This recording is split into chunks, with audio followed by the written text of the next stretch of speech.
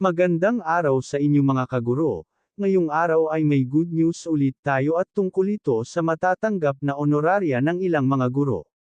Para malaman ang buong detalye, please watch this.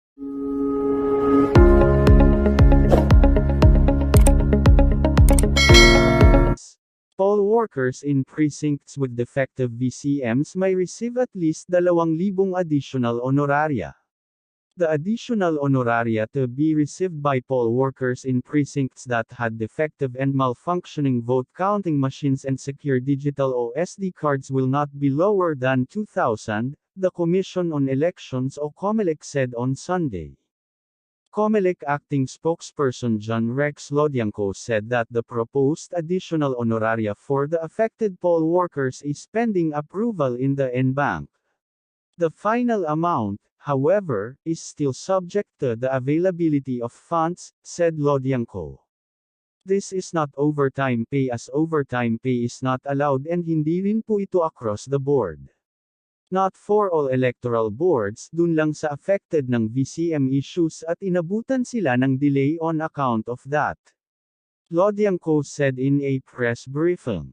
Basing in 2019, I believe the figure then was 2,000. There's no decision yet as to the 2022 elections, he added.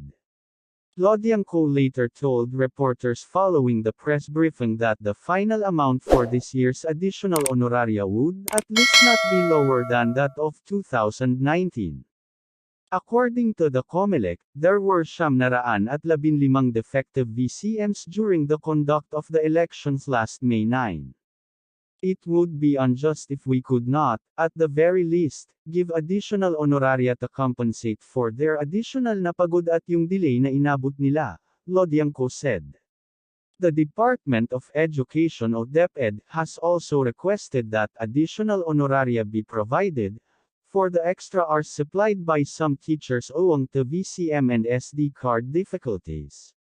Panipi. The proposal of the Department of Education amounts to 3,000 for each covered poll worker. Here is the DepEd official statement.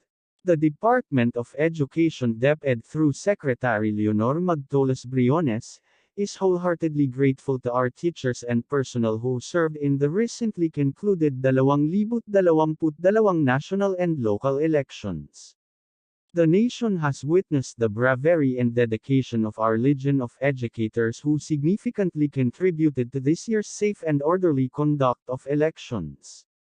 We are eager to return the favor to our teachers by constantly coordinating with the Commission on Elections o Comelec, to release their poll honoraria and other allowances on or before May 24, 2022, as provided for by Comelec Resolution No. 10727.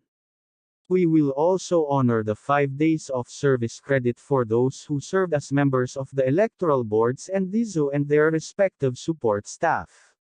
In addition, the DepEd Election Task Force, headed by Undersecretary Elaine Del B. Pasco, with Director Mark Bragado as operations head, has proposed to Comelec an additional pay of 3,000 across the board for the extra hours rendered by some teachers due to VCM and SD card issues.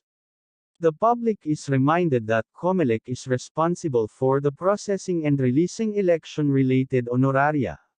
Nonetheless, DepEd is proactively finding ways to further compensate our teachers for their services during elections, guided by the policies of the Department of Budget and Management o DBM and the Commission of Audit o COA, and with the help of Congress. Yun lamang ang ating update ngayong araw. Please don't forget to like, share and subscribe to our YouTube channel and follow our Facebook page. BFAM. Salamat.